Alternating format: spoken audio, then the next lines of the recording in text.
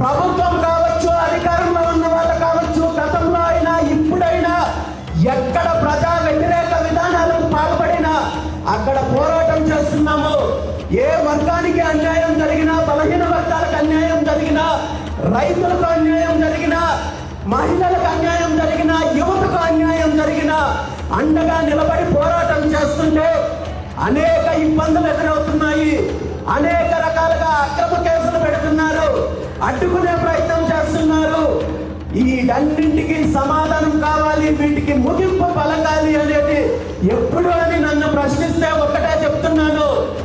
ఈ రాష్ట్రంలో ఉన్న ఈ అరాచక శక్తులను, ఈ దోపిడీ శక్తులను, ఈ రాజకీయ గ్రహణాలను బంగాళాఖాతంలో కలిపి బహుజన